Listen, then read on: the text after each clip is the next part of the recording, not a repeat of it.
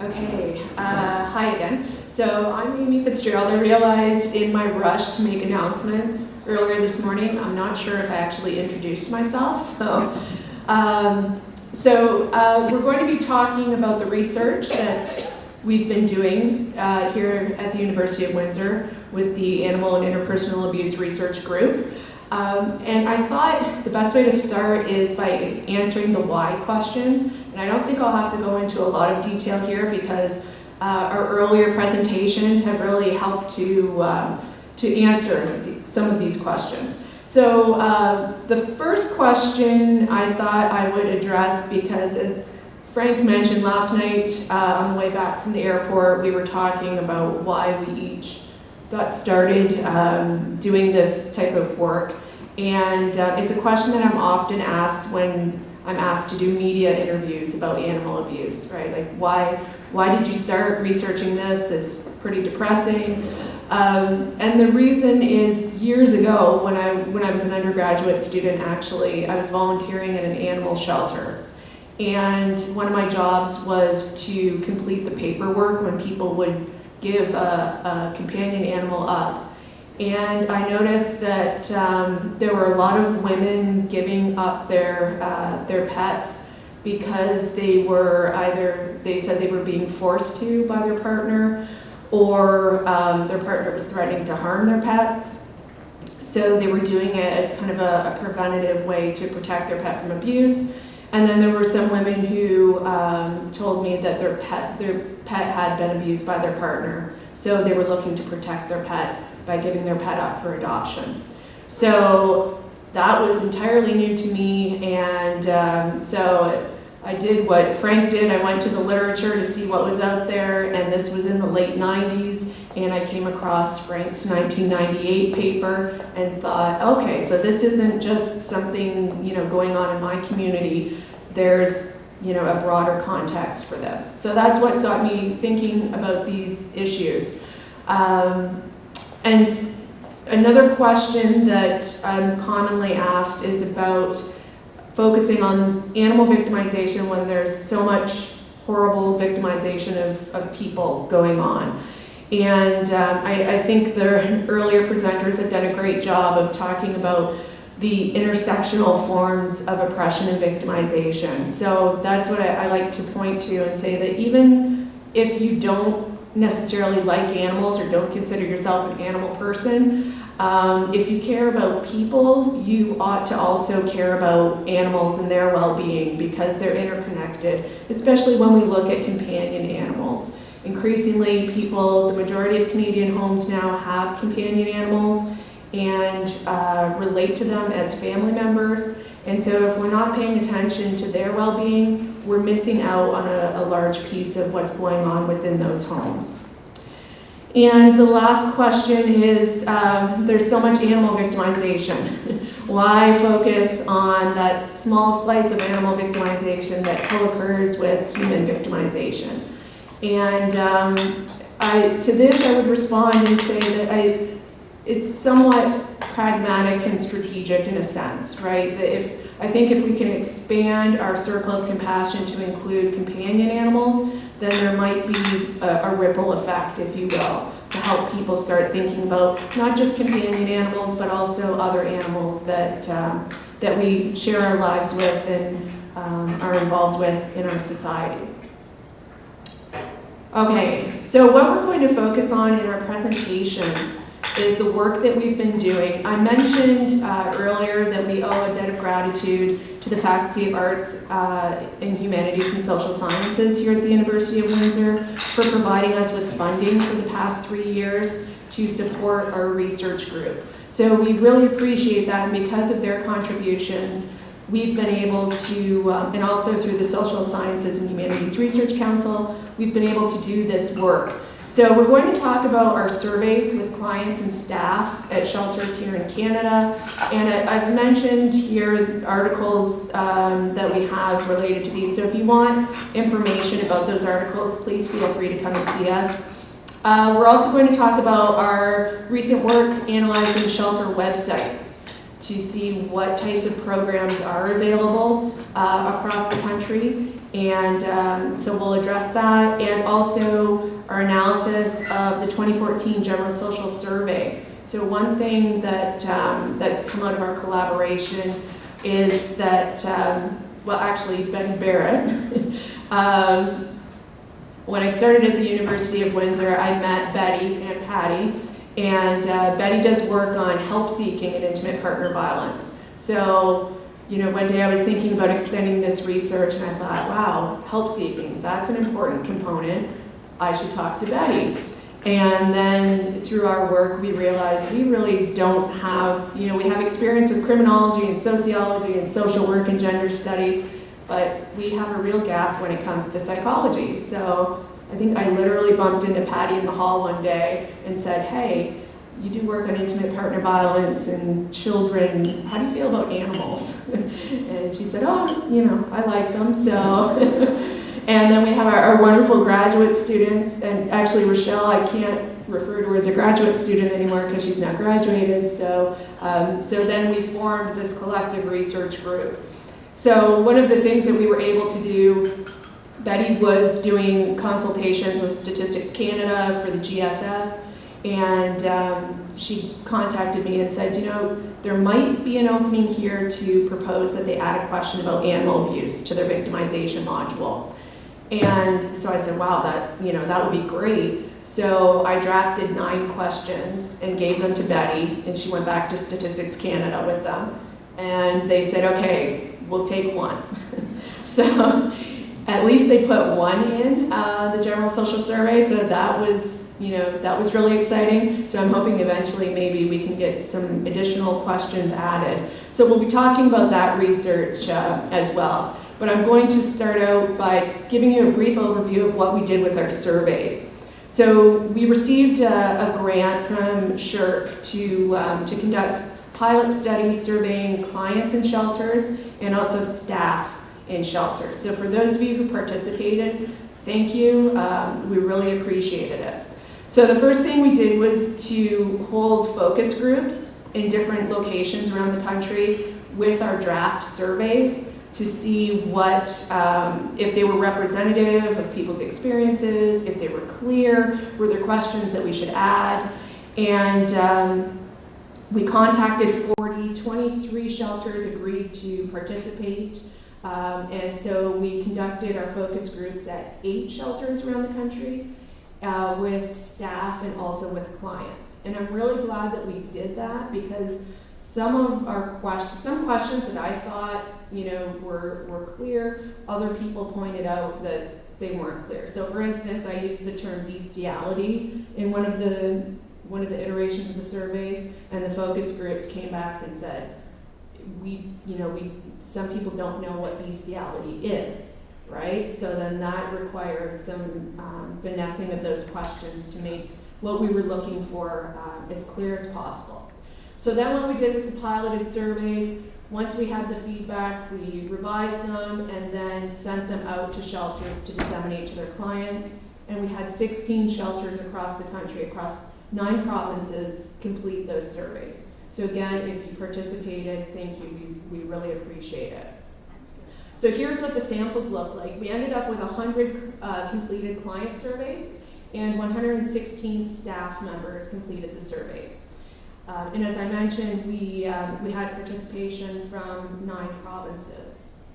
So I'm going to give you a quick overview of our sample of clients so you get an idea of the sample that we were using, and then Betty's going to take over and talk about some of our results.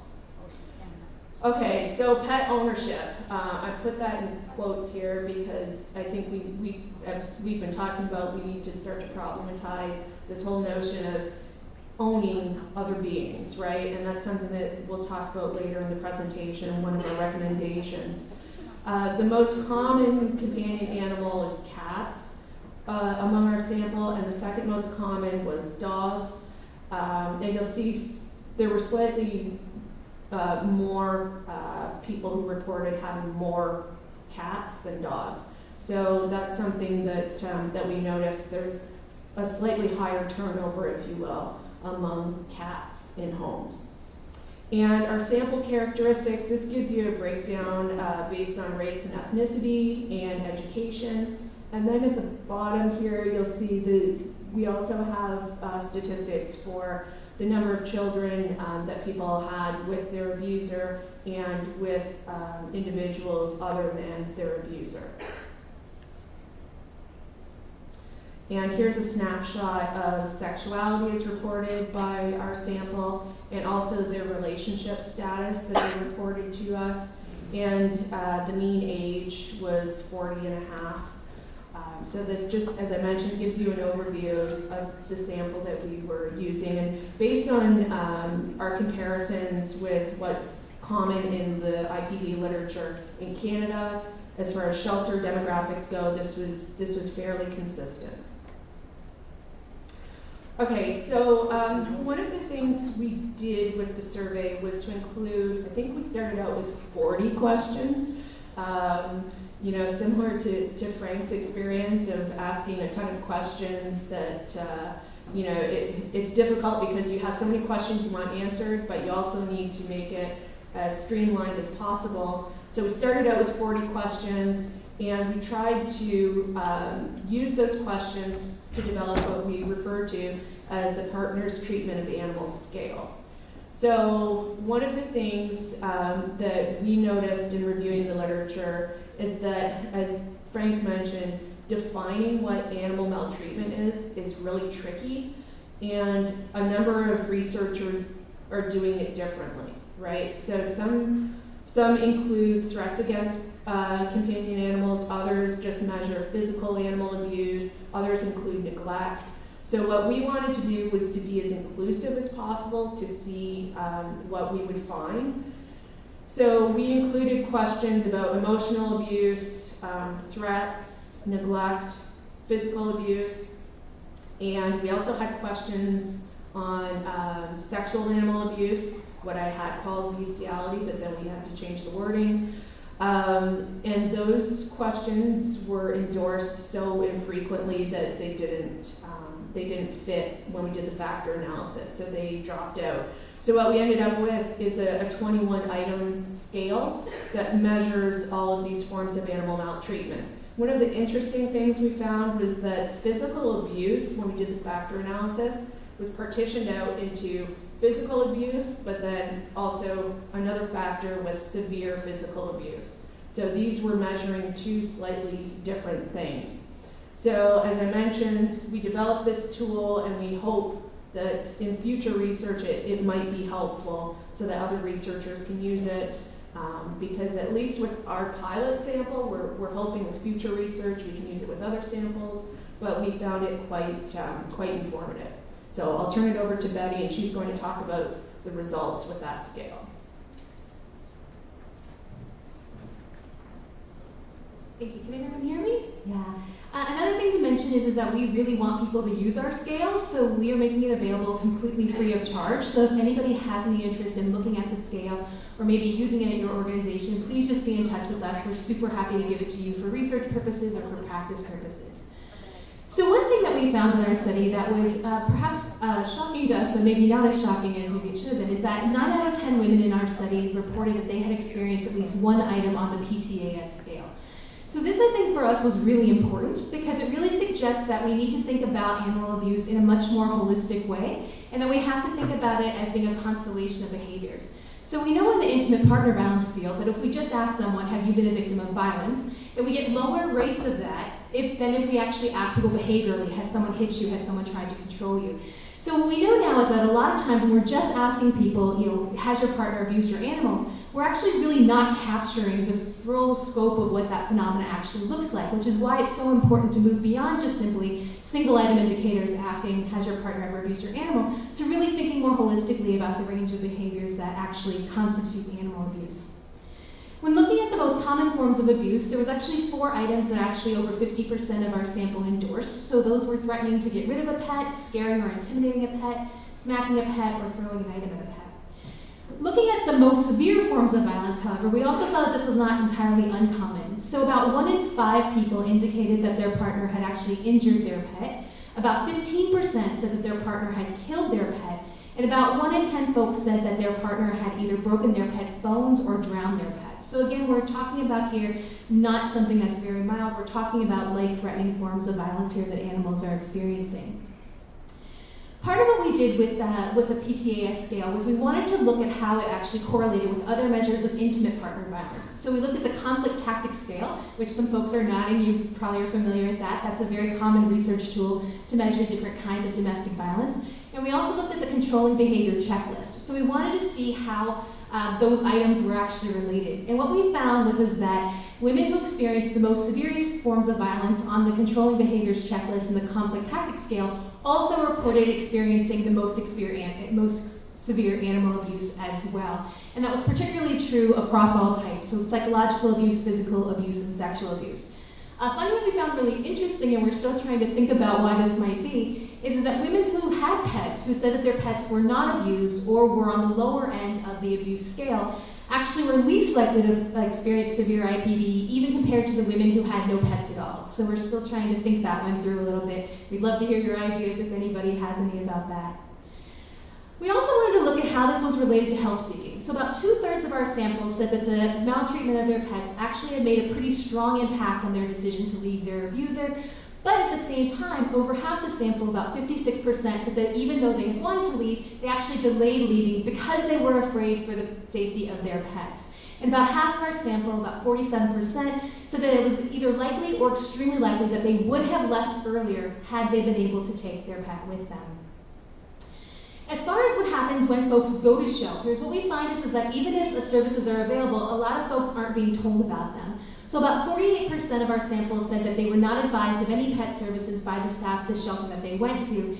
An additional 25% said that they were, but only after they got there. So again, I think when we talk about the website stuff later on, we're going to talk a little bit about the importance of making sure that we're properly publicizing those kinds of services. About 60% of folks actually left their pet with their abuser, so their pets were still with the abuser at that time. And about 1/3 of women said that they were actually considering going back to their abuser, at least in part, because of their concern for their pets and that he had their pets. We know, however, that this creates a real double bind for women. So even though all subtypes of animal maltreatment we found to be associated with a significant desire to leave an abuser, we know that, again, a lot of women aren't actually leaving, even though that desire happens to be there. The important thing to know is that we also, in our study, did control for other things that were associated with intimate partner violence. So some folks might say, well, oh yeah, maybe it's not actually the animal abuse, maybe it's that the intimate partner violence, that's so severe, so maybe there's a confounding effect. So we wanted to kind of tease out, no, what's the unique effect of the animal abuse after we consider severity of violence and those kinds of things. And so we did find that animal maltreatment was associated with a significant desire to leave, even after we teased out those effects that were associated with the severity of IPV and how long the relationship had been going on. We also found that physical abuse in particular was associated with an increased likelihood that a woman would have left earlier if she could have brought her pet to shelter. Another study that we did with this particular data was looking at perceived motivation. So we wanted to know from the women's perspective, why did they think their partner was abusing the pet? So we actually asked a whole series of questions regarding the woman's perception of the motivation of the perpetrator. And what we found was that women believed that the threats that the abuse of their pets was actually motivated by the intent to upset or harm them, and as a constellation of power and control in relationship to animal abuse that involved threats and emotional abuse and neglect. Interestingly, and kind of counter to what we expected, physical animal abuse was not found to be correlated with a woman's belief that the partner had engaged in that kind of abuse specifically to intimidate her or to harm her, to control her. So we thought this was really interesting, and again speaks to the complexities of the constellation of different kinds of animal abuse and the different reasons why potentially perpetrators might be using them. So simply to say that animal abuse is a manifestation of power and control might be true for some kinds of animal abuse, but not for others. So it does suggest that we need to do a better job teasing out the relationships between specific kinds of animal abuse and potentially different kinds of motivations on the part of abusers. So we were thinking about kind of why might this be? Why might it be that physical abuse was not perceived by women to be about power and control? We didn't know because we didn't have any qualitative data. We're looking to get some more funding now to hopefully delve into these questions deeper. But we thought that it might be maybe one of three things. that one, maybe actually threatening to harm a pet or threatening to get rid of a pet might be more associated with emotional abuse of women, potentially because it's more obvious, right? That if you're trying to control a woman through emotional forms of abuse, it might make sense that you're also using those emotional tactics against her pet.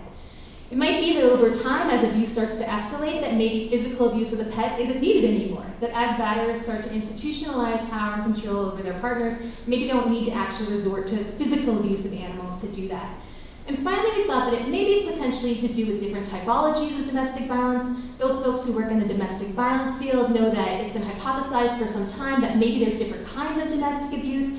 Maybe there's common couple violence, which might differ from what we refer to as patriarchal terrorism. So maybe some of these differences might be better teased out if we consider them in terms of different kinds of constellations of intimate partner violence. So now I'm going to pass things over to Rochelle, and she's going to tell you a little bit about what the staff is. All right, so as Amy mentioned, what we also did was we ran focus groups and we had surveys for the staff. Really kind of trying to look at what programs were available, what barriers were in place to putting programs in place for safe pets, and also what are kind of some of those benefits that are perceived. So what we found when we did the surveys was that 25% of our shelters said that there were no services available for pets. There was no official policy and no services offered. And only 1 out of our shelters said that they allowed pets on site. Approximately 3/4 of our study said that they referred them to other agencies. So that could be an animal care agency, it could be a foster organization, it could be the local animal shelter. So it took a variety of forms. What was really interesting about all of this data, though, is that there was a lot of inconsistency within shelters. So for example, we asked, does your shelter have an official policy for providing a safe haven for women leaving their safe haven for pets? And the responses, even within the same shelter, were very inconsistent. Some staff members said yes, some staff members said no, some staff members said we don't know. And so that represents a really big opportunity to communicate clearly within the shelter what's available. What we also kind of found was that maybe it was that individual staff members were taking the opportunity to use their own personal networks to provide some of those services for their clients. So it might be that a particular staff member might have a connection with the local animal shelter or a foster organization and use those connections for women who identify that they need that service. Again, akin to some of the other studies that we found, almost 3/4 of studies reported that shelters reported that there was no question on intake, and very often no question was asked even when women called. So again, there's that communication gap where women aren't being told when they come to the shelter that there are services available, and shelter staff is not asking if safe haven for pets is an actual need. So again, kind of talking about what Frank mentioned this morning, it's hard to ask the question when you don't have the services available, but you're not going to know if you need the services unless you ask the question. So it's kind of a chicken and egg kind of idea. So when we asked about awareness for the problem of women needing safe haven for their pets as well in the community, what we found was the majority of staff members were aware that this was a problem. That they were aware of women who either delayed leaving because they couldn't bring their pet with them, and they were also aware of women who had returned to their partners or left the shelter to care for the pets. And we know that this represents a substantial risk factor for the women, okay, in terms of returning to the abuser and returning into a potentially very dangerous situation. And about 43% of staff members were aware that pets were being threatened or harmed while women were in shelter. So again, what we're seeing is a really strong awareness of the problem, of the issue, of this intersection, but a lack of communication and some confusion about what's available even within individual shelters. So again, yeah, 75% were aware of women in the community who refused to come to shelter because they couldn't bring their pets. And so this represents women who are staying in relationships or using other alternatives or even living in more dangerous situations in the car or in other shelters because they can't bring their pets. What was interesting is that when we asked shelter staff how likely it was that they would support allowing pets at their own shelter versus allowing pets at other shelters, those were two separate questions, respondents were more likely to support sheltering at other shelters than their own. So they were more likely to say, yes, we need safe pet programs, but I'm going to be more supportive of it at other shelters than at mine. So this might be either an awareness of some of the resource issues facing the individual shelter, so things like space or money, and maybe a perception that other shelters might have a little bit more in the way of resources. Or it could just be an acknowledgement of maybe some of the staff attitudes or organizational barriers there. But what we did find is that when we gauged how connected those two were to how aware they were of women who had not come to shelter, we found that it was actually related. So the more aware a staff member was of women in the community who didn't access the shelter because they couldn't accommodate the pets, was increased to higher support for safe pet programs at one's own shelter as well as other shelters. So again, the more we can increase the awareness of the issue in the community, the more we can increase the awareness of the fact that women aren't leaving because of challenges or threats to their pets. We know that we can increase staff support, which is, as I think Jackie and Hugh will talk to you a little bit later on, a really important factor in implementing a safe pet program at the shelter. So when we talk about barriers and benefits, I mean, we've already talked about some of these a little bit today. Allergies, financial resources, fear of animals, space, hygiene, insurance liability were all issues that came up. Allergies was by and far the most commonly mentioned one, with about 43% of respondents saying allergies was very important or a very significant barrier. But when it comes to benefits, what we have is all of them are rated as very significant, so that it was easier to leave. Again, that really important key of removing the leverage of the abuser over the woman in terms of removing all potential victims from the house is a really good benefit of safe pet programs. And I think what was really important that we need to kind of highlight with these is that these are all really logistical issues, right? That it's not like there's a clear value judgment either for or against having pets at shelter or having safe pet programs. It's really all about perception of how do we deal with these logical or logistical issues. And so now I'm going to turn it over to Amy, who's going to talk about websites.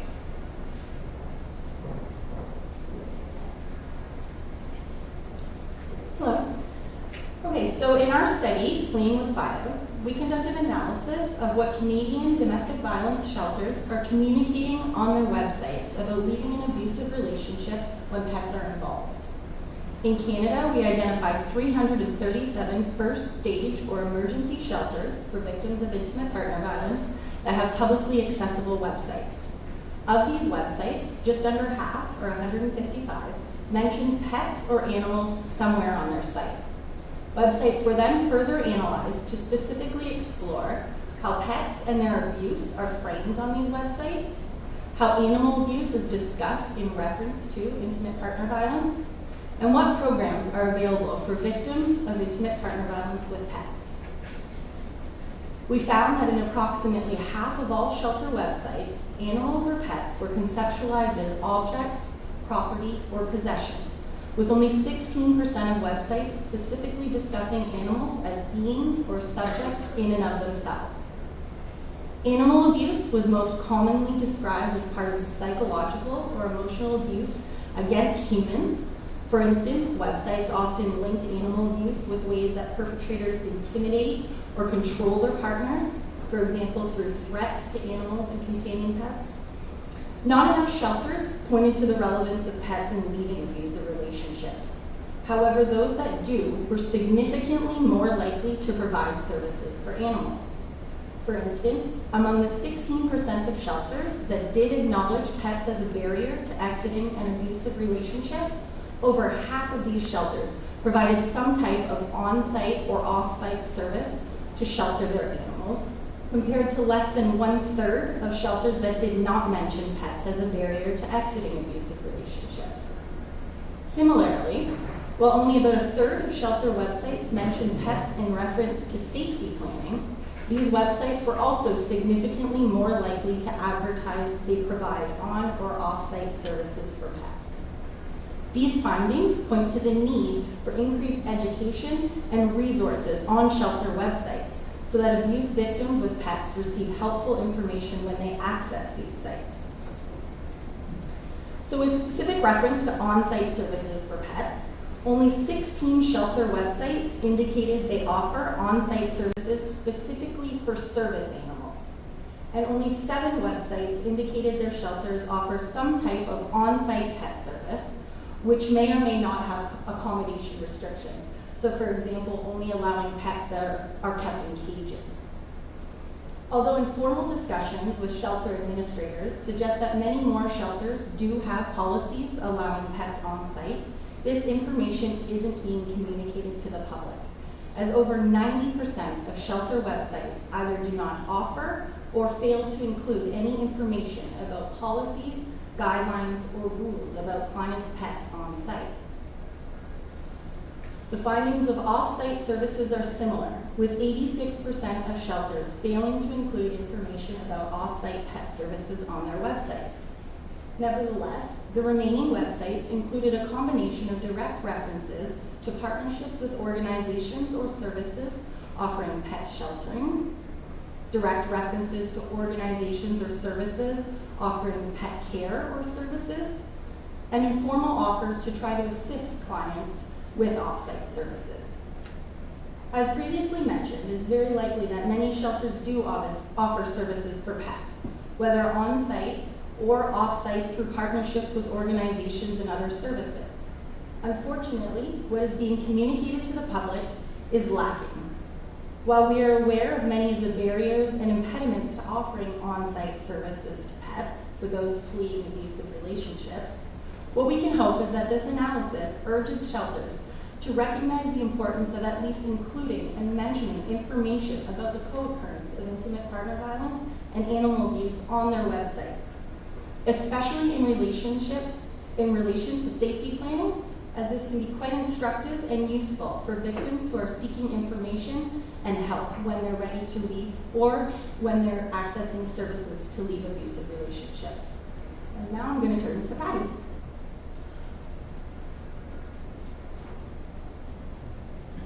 Hello, thank you.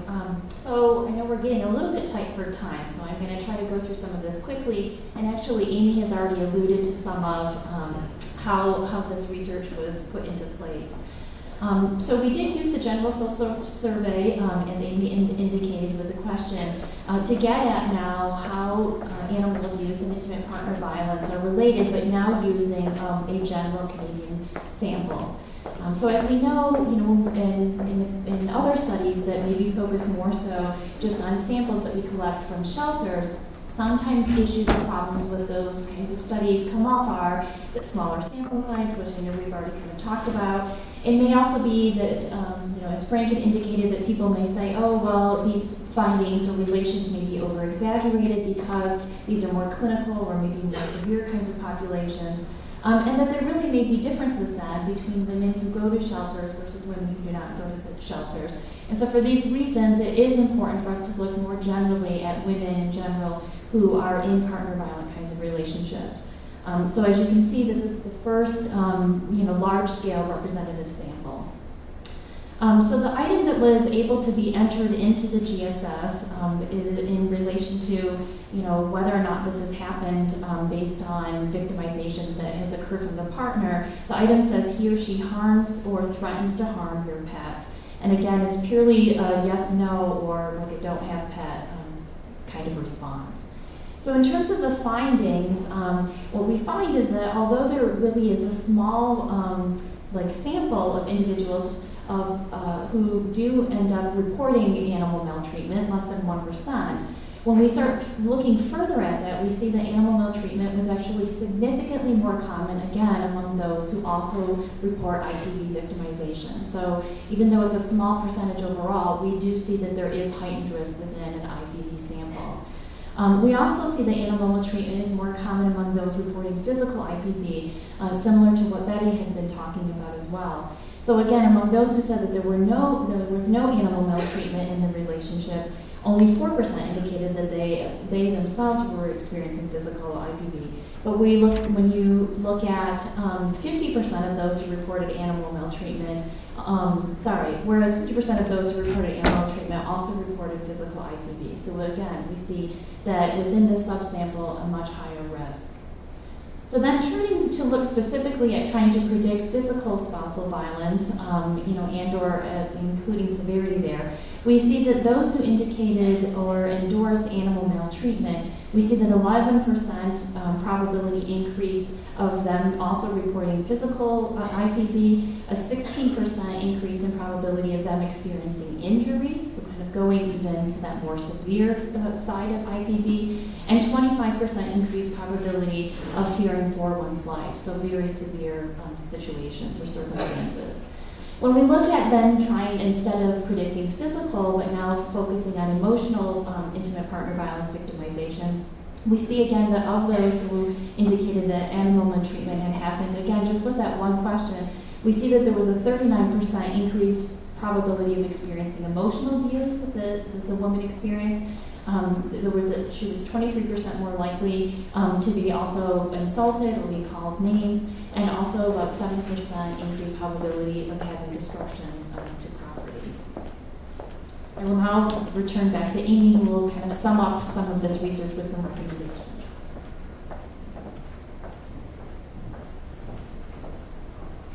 Okay, so the first thing I want to highlight is that animal maltreatment really should be taken seriously. As I mentioned at the beginning of the presentation, even for those who aren't necessarily concerned about the animals themselves, I think there's reason to be concerned because it's also indicative of what's going on in human environments, right? So I think it's important not only for us as researchers, but also for practitioners especially, to recognize that it's serious when someone reports that their animal is being harmed. It can impact their willingness to leave that relationship.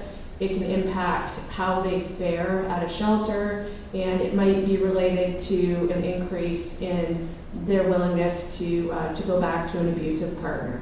So it really needs to be taken seriously. And as Betty mentioned, at least among our pilot sample, the amount of abuse, we're talking about not just, like animal abuse that some people might say, oh, well, so what, he smacked the dog or something like that. We were looking at, there were a number who reported that it was very severe abuse, right? So we need to take it quite seriously because there's a significant amount of harm that's being inflicted. Also, across our GSS data and also our survey data of clients and staff, there's evidence to indicate that cross-reporting would have significant benefits. And what I mean by that is that human services and animal services should, to the extent possible, be exchanging information, because what one agency finds is going on with an animal might help to identify problems in that home with people. And what the GSS data indicates, which I think is quite interesting, is that that intimate partner violence might be an even better flag for animal abuse than the reverse. But in the literature, it tends to be framed as animal abuse is a red flag for intimate partner violence and other forms of human violence. But we need further research to tease that out further. The third recommendation, and I can't emphasize this enough, is that we need to stop grouping animal abuse with property destruction. So for years, animal abuse has been recognized within intimate partner violence literature, but it's tended to be framed as a type of property abuse and destruction. And as Patty's discussion of the GSS data shows, it's actually much more strongly related to physical and emotional intimate partner violence than it is with property destruction. So as you saw, it's only associated with a 7% increased probability of property destruction. So empirically, it's problematic. And I think it's also problematic for survivors if you're not acknowledging the harm against that animal who they might consider to be a family member as a form of serious harm, and if it's instead being denigrated as a form of property abuse. Fourth, this whole issue of providing information on websites, I think, is really important.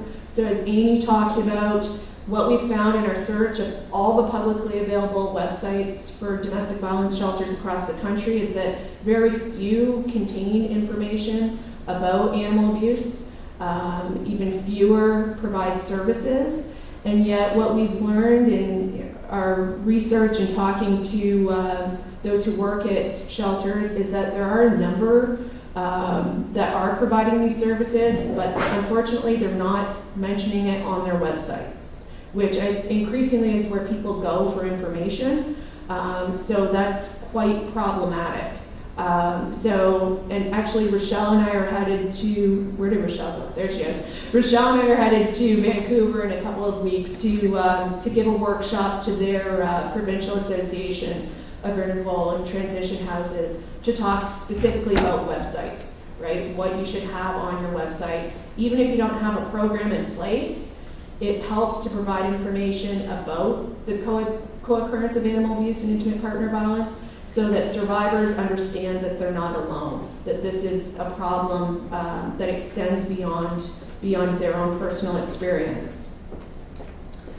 And finally, our last recommendation, this is something that we're really going to be working hard on, is to have shelters across the country that are either providing on-site programs, and later today we're going to have presentations from shelters that are doing exactly that to talk to you about how to do it, and also off-site programs. So for some shelters, it might not be feasible to have on-site programs, and for some women with, let's say, large pets like a horse, it might not be feasible to bring that animal to shelter. So foster care programs are also vitally important.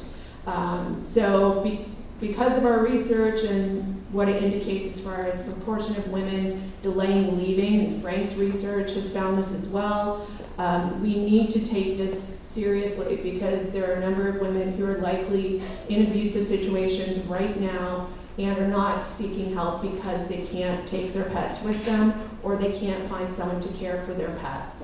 So we need to do more. And as Frank mentioned, the Pet and Women's Safety Act of 2014, it was tabled in the US and unfortunately it seems to be dying in committees. So they're not necessarily sure of the future of that, but I'd like to propose here that maybe we can do something similar here in Canada. If they can do it in the US, maybe we can beat them to implementation. And given their current federal administration, that might be possible that we could beat them to it. So I wanted to show this picture because I think this is a good visual. This is a picture that was taken during Hurricane Katrina.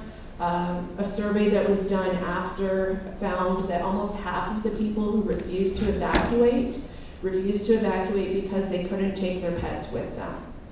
This was a powerful visual, and it actually changed policy in the US. Now, in order to qualify for emergency funding, you have to have programs in place in times of natural disaster to accommodate pets. So in this context, change happened because they had these visuals. In this area of intimate partner violence and animal abuse, we don't have visuals like this. So we need research to demonstrate that this is a problem and that policymakers need to take it seriously, because just like people were unwilling to evacuate in times of natural disaster, women and children are going to be unwilling to evacuate due to harm in their home. And the last thing we want to do here is to wrap it all up, is to provide somewhat of a visual. Allison Gray, one of the PhD students who works with our research group, entered the SHRP Storyteller competition and placed in the top 5 across the entire country. So she's going to share the 3-minute video that she did to win that competition. Here she is.